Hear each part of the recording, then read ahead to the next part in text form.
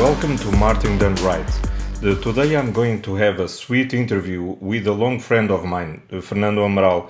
He is the Vice President of Marketing at Landbot, a Barcelona-based B2B software as a service startup. And this is the first time that I knew that the Fernando is now the Vice President of Marketing of Landbot. Because when I challenged him for this interview, he was the head of marketing of another startup. So this is a complete surprise to me, but it's a sweet surprise because he is on a startup, a B2B startup that actually is doing marketing automation. And it's something that I really care about. I have an agency on email marketing and marketing automation, the Sendex Mail, and it's a real pleasure to know that he's doing also on the same market. So it's something that I'm very interested about, and I'm sure that this interview is going to be very, very interesting in that department. So, Fernando, can you tell us more about this new adventure and your background before landing in Landbot? Hi, Rui. So thank you so much for having me in your podcast. And it has been just kind of a surprise, this new adventure.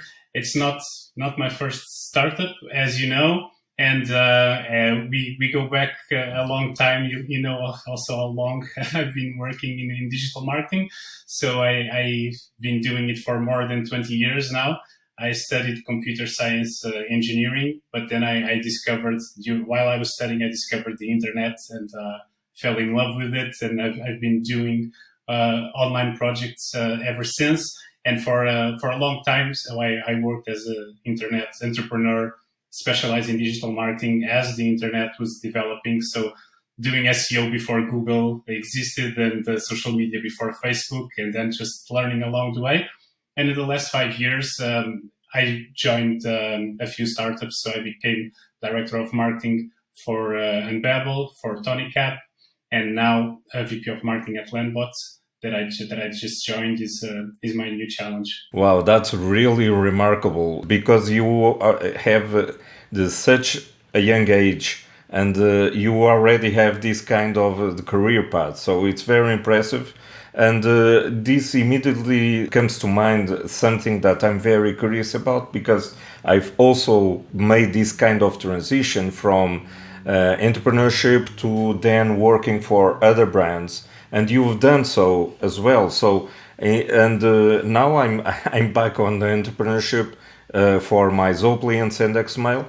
But on your case, you've changed from working on your brands and your company, and then you are going to work for, I guess, for the time being, on other brands, other companies. What made you make this kind of decision on the career? What made you take this move? So it's a combination of things, and there are advantages on both sides. But the biggest motivation for me for working on my own thing, I don't know if it's the same with you, it's the autonomy and the power to make all the decisions that affect my life.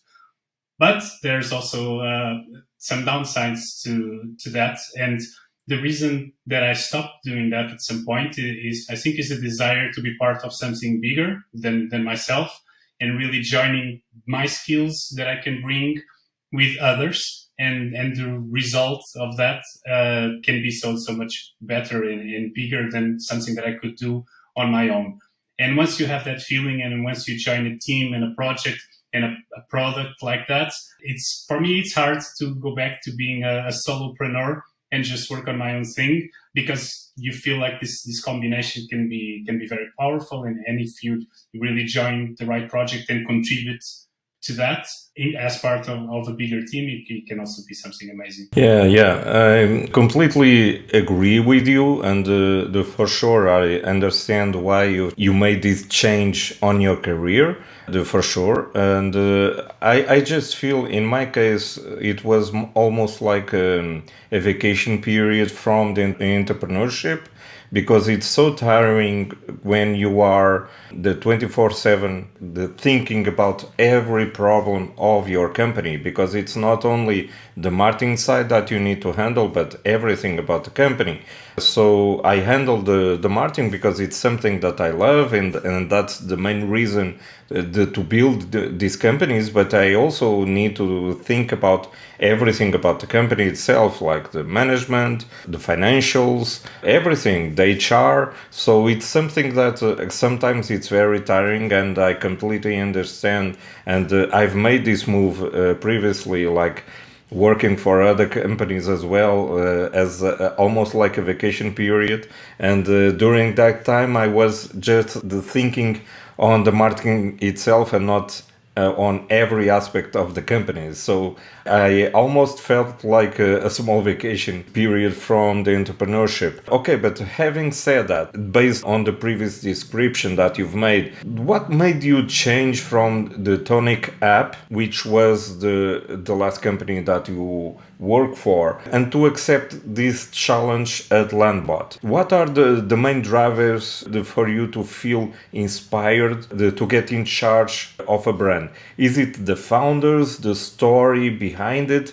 What made you actually, the main drivers that made you change from companies? I think we go through different stages ourselves, and what attracts us in one stage is different than the next. For me right now, what I really love to do is to enter a company that already has product market fit, but needs to scale and to scale fast. So there's still a lot of things to build, but you are already sure that it's on a very good path to grow. So the product is there, the happy customers are there, and now you need to really bring in marketing to communicate and to scale, to acquire a lot of new customers and keep them happy, and to build a brand around that.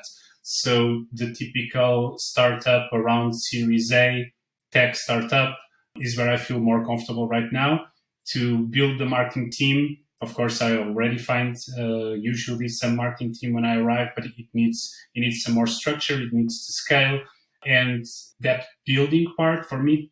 And going back to the entrepreneur side, so it didn't change that much because I'm not really joining the corporate world, right? So it's not like a vacation. I'm not ready to retire somewhere yet. It's still a very intensive and a lot of things to build, and a lot of things that sound basic and are not in place yet because they were busy doing something else.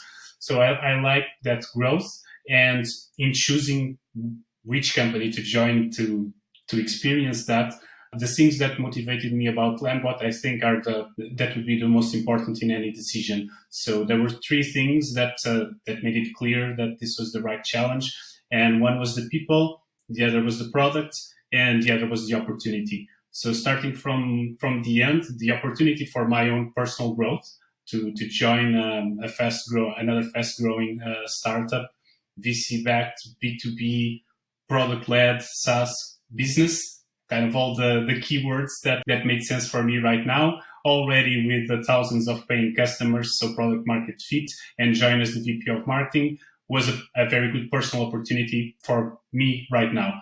Then the product, I signed up while I was interviewing, and I started using it myself. I built my own chatbots to connect with the database of books I was reading, and did my own reading recommendations bot. And while I was using it, I really enjoyed the experience. I used a lot of marketing automation tools. I built a lot of workflows, and I really enjoyed the Landbot builder, which is one of their main advantages. So I had fun while, again, going back to the building, I had fun building with Landbot. So I saw why their customers in a market that is kind of saturated, why they have loyal customers that love their product. I experienced that myself. And then finally, and probably the most important one, is the people. So I met the founders, and we had very good conversations that didn't feel like job interviews at all with all three of them. So we connected really well. I also met then some other people in the team and the investors, but mostly the three founders, each in their own way. I felt a really great connection. So at this point, to make a decision, I couldn't ask for anything else. Those were the key factors. So let's see how it goes. But for now, everything looks great. Yeah, it's a great match. Actually, they are very lucky to have you. You have already an impressive track record. I know you for many years, and you've said it more than 20 years in marketing. I'm with gray hair and everything, and you are good looking like you are. And yeah, but for sure, it's something that you already have exposed a lot of things that you've made, and for sure you are the perfect match for this new challenge. But the taking that the particular aspect about the software as a service, having a recent background in software as a service companies as well, what makes this the sector so different from others in how you do marketing? What are the main differences that you see here? So inside software as a service, I see two very different types of companies, and that require two very different types of marketing. So the product-led ones and the sales-led ones. So when the growth is product-led, and you need to bring the customer to try the product, to experience, lead them to the activation, to find the aha moment, and then the retention and the engagement is really what's going to define the success of the company. This requires one type of marketing, very focused on the growth with the product. But then I had the other experience, which is a very sales-led experience and an enterprise sales, and it's completely different. So you need to lead the customers to have a sales conversation. That's the biggest objective at the beginning, and then guide them through a sales funnel that can be very long and very complex. And there's multiple people involved in making that sale. It can take months or years to close the deal, and then they only get the benefit from the product after that is done and implementation is done. So this is completely different world. So the big difference I see is actually inside SaaS companies, if they're doing one or the other. And now I think that there is a trend for an hybrid approach. Companies want to leverage the best of both worlds. And that's probably where I'm heading as well with Landbot, to build both of those sales motions and support both of those at the same time. That's the challenge now. Cool. No, I love it. Okay, so I'm going to use this opportunity now to ask you about what you think it's the best marketing strategies or tactics that you see that it's working right now. Do you have something that you feel that it's almost like a common the thread on this? It's something that you see ongoing, that it's working, and well, it's a way to extract all of this juice from your head right now. Okay, so that you need to answer it depends, right? It really depends on the objectives that you have and the product and the company and the customers and all of that. There's not one recipe of the best tactic to use. But that said, I strongly believe in creating content, whatever the format is, that depends, but creating content that adds value to the life of your prospects and use that as a way to create communication channels and to build trust between the prospects and your brand. And this can be educational content, it can be entertainment value that you're creating, as long as you're adding value to their lives. And the tactics themselves, they change all the time. So new platforms and new types of content are always appearing, and the use cases can be very different. But as a strategy, that's what has been working for a long time, for decades, before digital as well. And I believe that continues to work.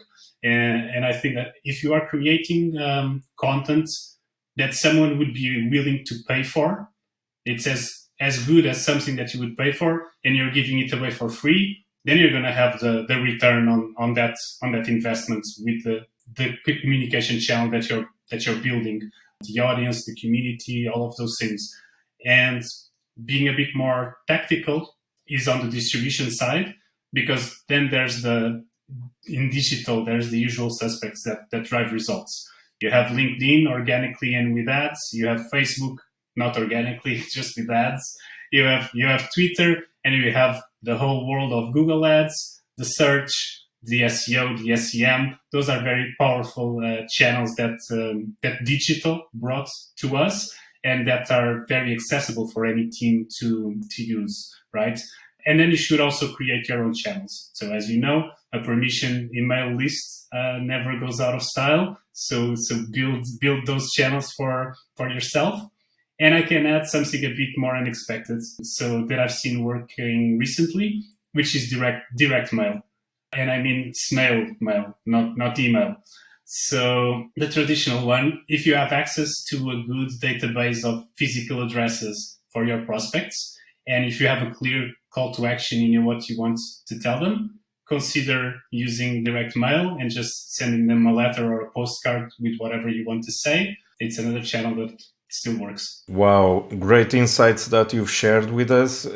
Thank you so much for sharing all of these strategies and tactics. And one of the things that I'm thinking right now is that most of these strategies or tactics that you are mentioning are very short term on results. So it's quick to have immediately the result of what you are doing. But one of the things that I'm thinking about, it's these kind of companies like SaaS, or especially when you have a venture capital, a VC, the funded company, you are required as a VP of marketing to show instant results from your marketing. How do you see a balance between the short term and medium term goals for companies like that?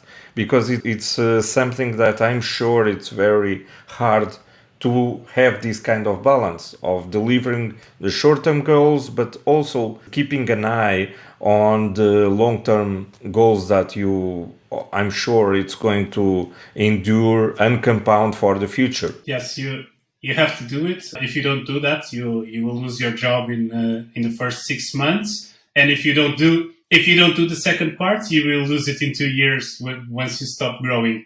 So you really have to nail that, right? And I think that's one of the main challenges of working in a startup. You need the short-term wins and you need the medium-term growth. And the thing is, they require different things to work. It's not the same tactic and the same strategy. So I see it as a balance between having a very clear strategic vision for the future and having a very strong capacity for execution and for hands-on coaching of the team that sometimes is also very junior, and you need to get hands-on with the team. So more than a formula, I think you really need to love the strategy and the execution equally and be skilled at both to make it work. If you are weaker in one of the sides, you need to find someone that is very strong in that to help you out, because they both need to happen. So do you feel that brand, for instance, it can be a key element on this kind of strategy that you are implementing? Or, for instance, do you think that brand is a key element for any company in the world? Or it's something that, for instance, for some companies, it's much more interesting to invest on performance marketing, and then on the long term, they are going to compound to eventually to do something on the brand side? Or do you think that brand it's always important, even for companies that need the short-term results or something like that? Do you think, basically the question is, do you think that brand is a key element for any company? You can make some marketing activities work without investing a lot of the brand, but I think it's incredibly important. If you're asking me about the importance, because all the tactics that you can imagine work better if there is a strong brand behind it.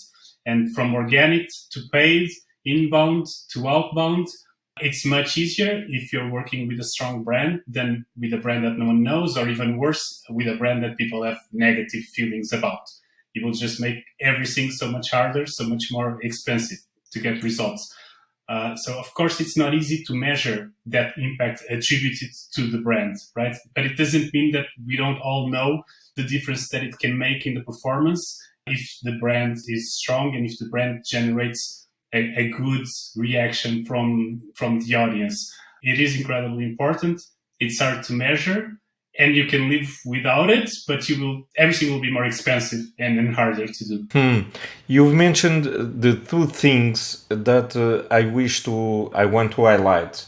One of them is the fact that it's very hard to measure everything that you are doing on branding.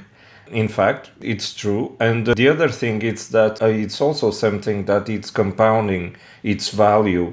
And for the long term and in the future, you are going to have the performance campaigns much more interesting and cheaper because it's compounding. And in the future, the brands and the companies are going to enjoy the power of the brand, and it's going to be much more interesting to do campaigns because it's going to convert much better. So in that case, one of the things that I want to ask you is, what are the main drivers to create branding in your opinion? What every company should have in their off and online outlets to succeed in brand? So that's the other tricky thing besides measuring is how do you build a brand, because branding is a perception that the others have of you, and that perception is the result and the output of everything you do, really. So it's much more than just the visual aspect of your communication.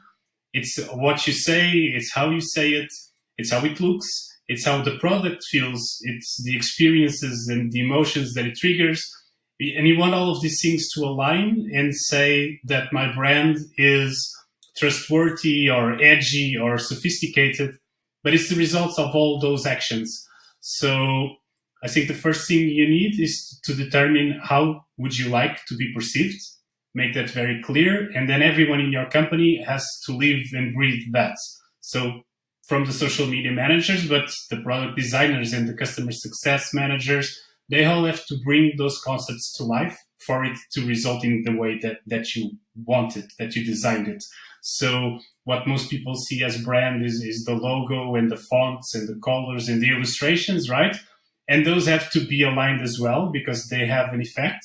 But that's just one piece. And then if the others don't fit, then it will completely break it, and the perception will not be what you want. So it's not something that you can assign to one person to say, now you manage the brand and you create this brand, because everyone in the company will have an effect on the brand. And each individual customer might have a different idea about it. So it's incredibly complex to create it in the way that you want it to be. You don't have complete control over that. Yeah, it's something that it's very hard to measure correctly, and the image that someone from our audience is going to see our brand, because one thing, for instance, is if you have a brand that it's very friendly, something that is very joyful and so on, and then you have your sales team having like a pitchy cold call to all of the users and trying to hard sell everything, it's not something that it's going to match very well with the brand, and it's going to feel somewhat weird or something about the brand, so it's not going to be consistent. Usually in this case, the digital marketing, it's known for all of the data and analyses that you take from your activities on digital marketing, everything that you are doing. With the marketing attribution being harder and harder to get it right, how do you see the future in this department? Can we really understand the importance of all media channels we use to get that lead or sale? Because the attribution right now, it seems the crazy land. I don't know. Yes, attribution is always another huge challenge, and I believe that having clean data that you can trust to make decisions is super important, and more than having a lot of data, but then you're really never sure if it's accurate, and in the end you cannot really make the right decisions based on it. So having data that you can trust, even if you don't try to measure everything, you know that you can make decisions based on that.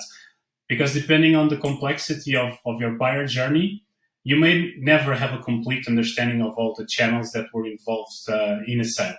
especially in longer journeys and involving multiple people. There's no model that completely accurately replicates everything that happened. So I would say that you should focus on what you can measure, do it right, define from the start how the results will drive the future decisions and how that data will be actionable. And then once you have it, you follow what you defined and you act upon it. And especially in digital marketing, we know that there's a lot that you can do with data and automation. So I advise everyone to try to have a marketing operations specialist in their team, if it's not yourself, to have someone that is good at that, to make sure that everything is properly set up and that you can use this data to inform the strategy.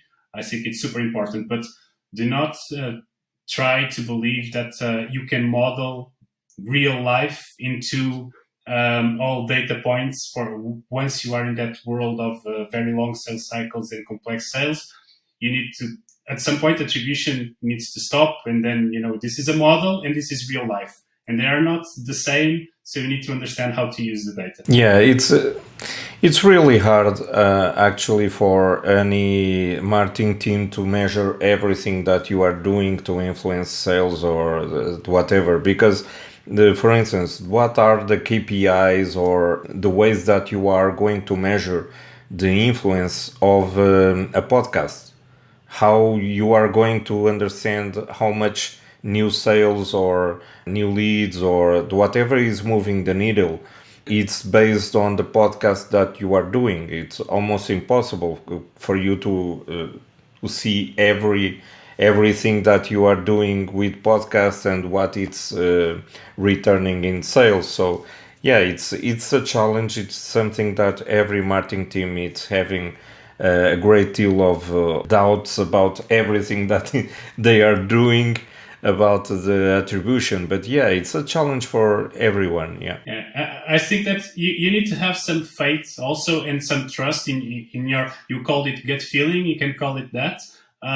You have experience, you have your own knowledge, and there's some things that you have to assume that they are good. If you see that people are coming to you and reacting to your podcast and saying that they loved it, that's good. Maybe it's not in your CRM and it's not in any chart, but that people are starting to recognize you for the podcast, and that's a good thing. And that if you have more listeners, then next week when you publish, more people will listen than when you started a few months ago, and that's a good thing. So some things you just know that they are good business decisions, and that they are good for your brand and that they will bring results. And I think you also need to trust your judgment on that, even if you don't have the perfect tracking model to prove the direct connection to revenue.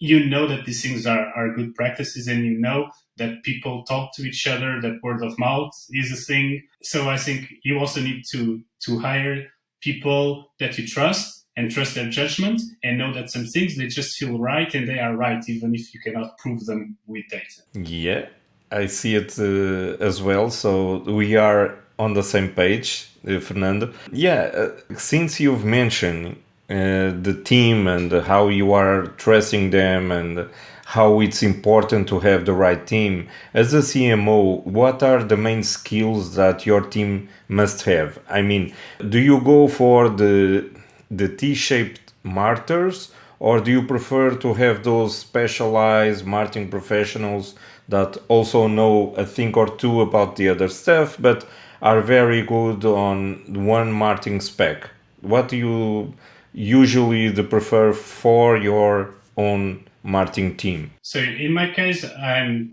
dedicated to fast growing startups. So the team evolves from one stage of growth to the next. And I think the biggest factors for success in this environment are the creativity, the adaptability, and the resilience. So these are all the things that entrepreneurs are made of, and the team needs to have these things to succeed, because sometimes every 6 months, it's like you're working in a different company. So we always need those people in the team. But as the company matures and our path becomes more clear, we have to recruit some more specialized roles that can do one function extremely well, and that will up the game of the team.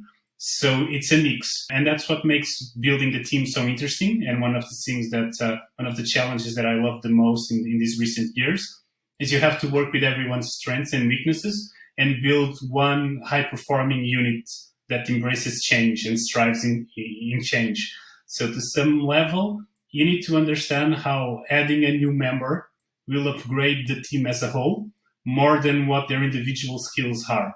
And think how this individual will make the team perform better more than how will he perform himself. And you want those two things to be aligned. So that is the challenge when you work in a company that is changing every 6 months into something else. And that has been my experience. Yeah, and I imagine that since you have landed on this new opportunity, I guess most of your time right now is spent on interviews. You must have are doing a lot of interviews, and this also on your own team because you need to now get to know everyone to understand what you can help them to achieve, but also what are the right people to add value to this company and to the team itself to be a good match. And I'm sure that now you spent a lot of time on the on these kind of interviews for sure. Yes, that for sure takes a lot of my time, the recruiting process. And I think that I'm also now maybe getting to a stage where I have a bigger network so I can have more recommendations and referrals and people that I've worked with before. So ideally, I would not have to go through huge interviewing processes every time, but I still have to do some. Yeah, for sure. You've already mentioned some of the key aspects for an ideal marketing team, but imagine that you don't have anyone right now on your marketing team, okay? It's the first hires that you are going to do for your marketing team, and you could just hire 5 professionals.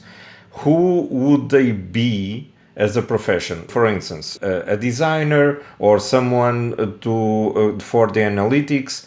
What kind of specs you would hire for the first 5 the professionals that you would hire for your marketing team? So when we design those job descriptions, sometimes people don't always fit into the boxes that we imagine when we create them and we write the job descriptions. But for the exercise in B2B SaaS, I would go for these 5: marketing/revenue operations, as I said before, performance marketing manager, content writer, graphic designer, and product marketing manager. Those would be the 5. Okay, interesting. I'm just the taking in. I'm trying to think about how they are going to match and everything. So yeah, let me just think about that. I'm beginning to think about how they are going to match and. I think with those pieces you can build something interesting, short term and medium term. Yeah. No, I'm seeing right now. Yeah. Um, I'm going to change the way of this conversation right now. I'm doing a complete U-turn on the questions, and I'm going to ask you if you were a startup founder, okay, and wanted to make the most of your brand from day one. What would be the key things you would do to succeed in marketing? Imagine it's almost like a mashup of what you've already mentioned before, like the content marketing, email marketing, and so on. But in this case, what would be the 5 key things that you would do as a founder, a startup founder, that you know that it's going to leverage your marketing strategy to get the most results in a short term? So the other thing about branding is people and putting faces to the brands, right? So I would try to leverage that as a founder. and you have some examples from the biggest brands in the world that you think about Apple or Tesla, and you think about Steve Jobs or Elon Musk, but not just those are not examples for a small startup founder. But if you think about Chris Walker, you're in marketing, you know Chris Walker, but maybe you have to think a little bit to think about what is the name of his agency. I think it's Refine Labs, right? But Chris Walker is much more famous than the name. Yeah, yeah. No, he is the brand. He is the brand. He is the brand, exactly. So I would create some cost-effective ways, because resources, of course, would not be a lot, to share my message and to put it in front of my target audience. And I would put my personal brand also in the center of that. So 5 things. 3 on content creation, and 2 on the distribution. Creating a podcast. I don't have to sell you podcasts, I guess. You're doing one. Creating a blog. There's still room for that, and for search, and written content still has a place. Creating a newsletter. That's a mix in the content and in the distribution channel. But if I have a podcast and I have a blog, I should have a newsletter, of course. And then just focus on the distribution to reach the right people. My personal LinkedIn, organically, no need to pay. It works extremely well. And I would put the little advertising money on Facebook ads. I think it would be the most cost effective. Yeah. And you've mentioned the blogs, but I thought the blogs were dead. No, that was... Is that some kind of a trend that it's coming back or something? No, Rui, what was that? Was email, like 10 years ago. Oh, okay. Exactly. Okay. And before that? No, email marketing is dead since the 2004, I guess. And SEO. SEO was dead also a long time ago. Yeah, exactly. So they were all dead, and TV was dead. Everything was dead, but it's not really. It's just how you use it. Competition is much higher in many of these channels, right? Which makes it much harder to play. But there's still room. It's challenging, but the medium itself is not dead. People still search on Google all the time, more and more. And a lot of the answers to those searches are blog articles. So you see that all the time. So of course, it's not dead.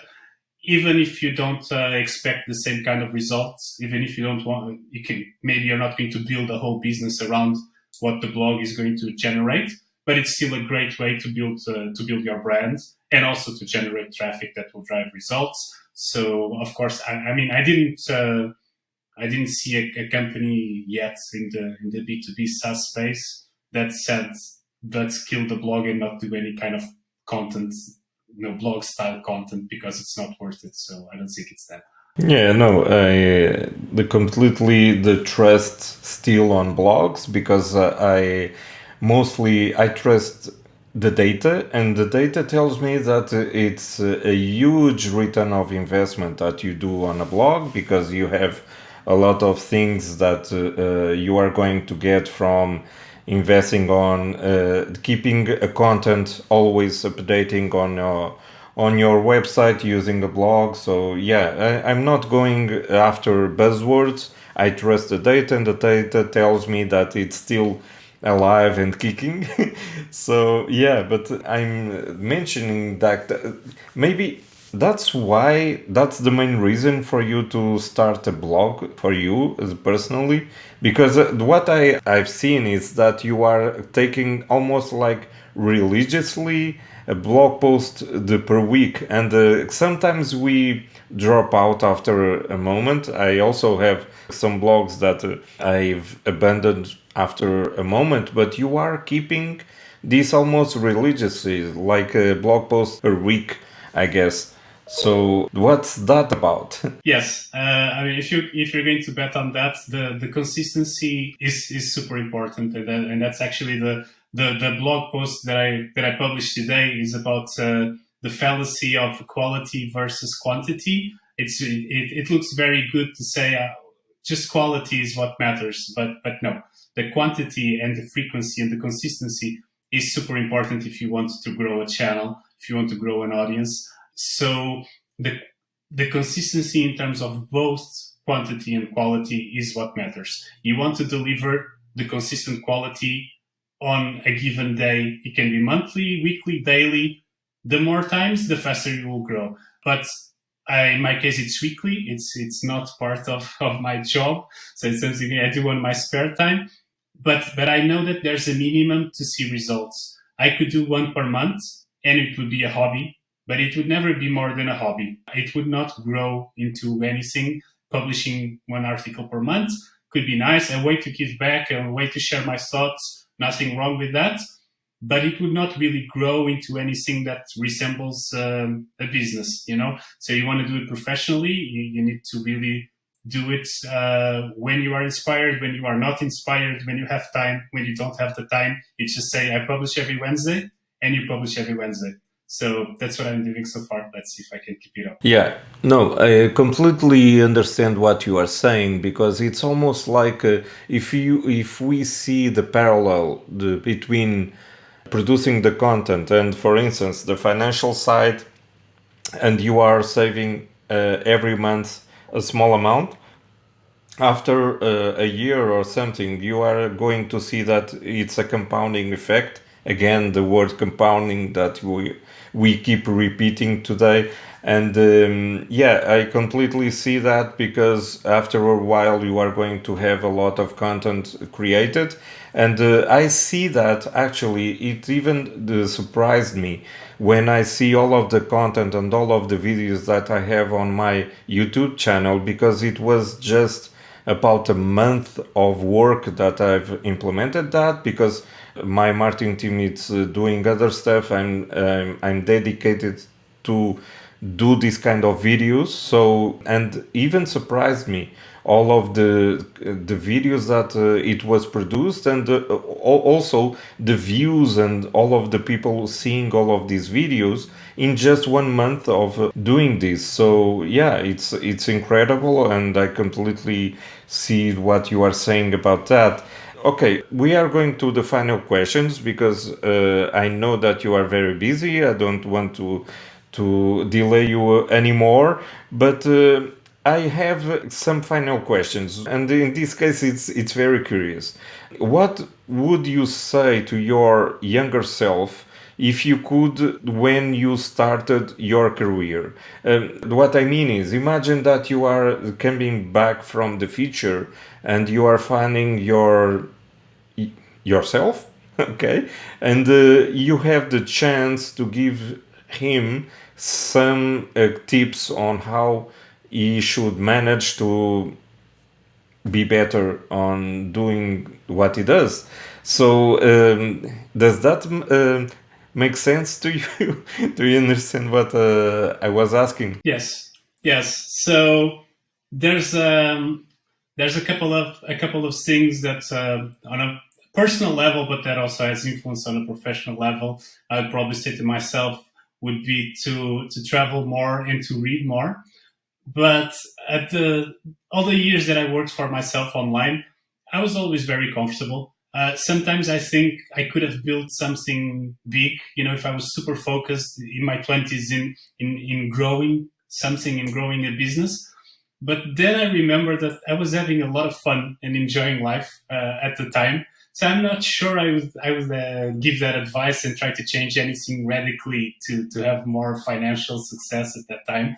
And also, this journey got me to where I am today, and I'm at a great place today. So I don't know if I wanted to mess with that.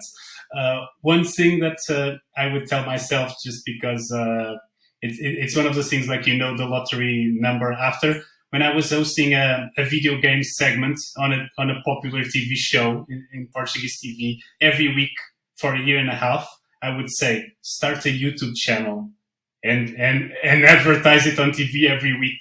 Go to YouTube, and who knows what I would be doing today. Yeah, imagine that. It would imagine if we knew about all of this when we were on the first steps of YouTube. Imagine everything that we would be putting on YouTube from early years. So yeah. I never imagined that watching people playing video games would be a thing.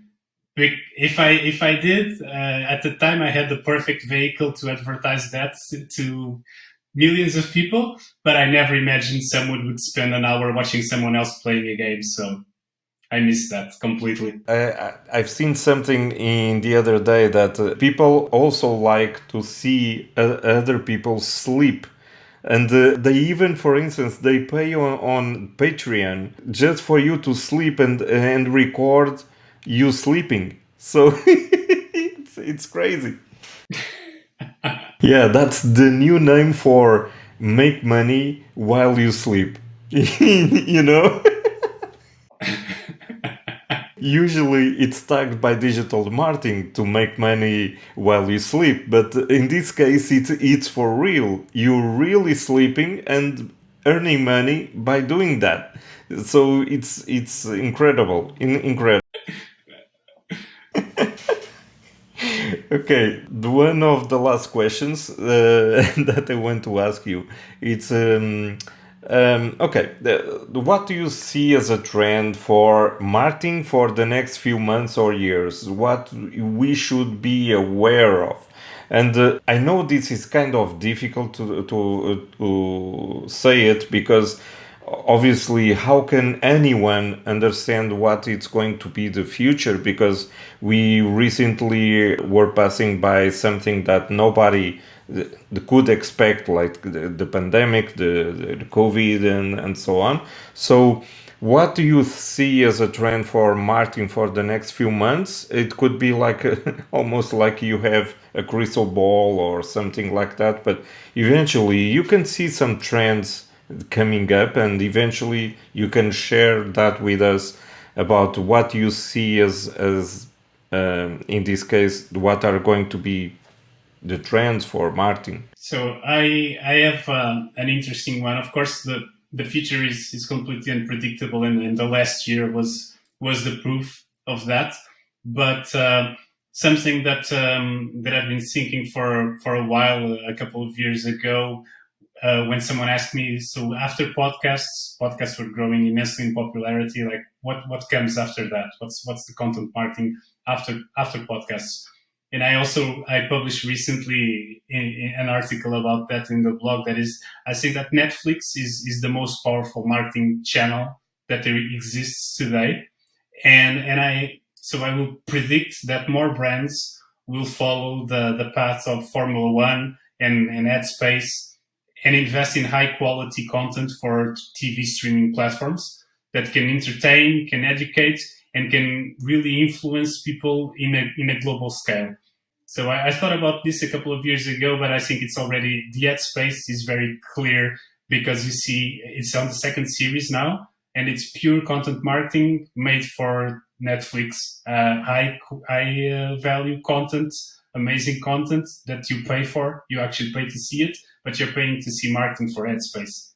So I think that will continue to happen and happen more and more. And in the end, everyone wins, because it's content that you want to consume, and it brings value to the brand, and it brings value to the customers. I see what you mean. I also see it as well as you, but yeah, but I think it's going to be very difficult for any marketing team to go to a board meeting and going to defend this kind of approach, because there's no data that it's going to give them the power to almost like okay, I'm going to do this, and this is going to give us much more leads in the future because of this and this and this. But they don't. It's almost like okay, it's almost like a gut feeling or something. But it's not for everyone. But if you see, for example, the content that Mailchimp is publishing, it has nothing to do with marketing automation or email or anything like that. So there are some boards that are either they don't know about it, or they are approving this kind of things. And as more do it and the results become known, then others will follow for sure. Yeah, and there are also other brands that are very known for that. For instance, Red Bull.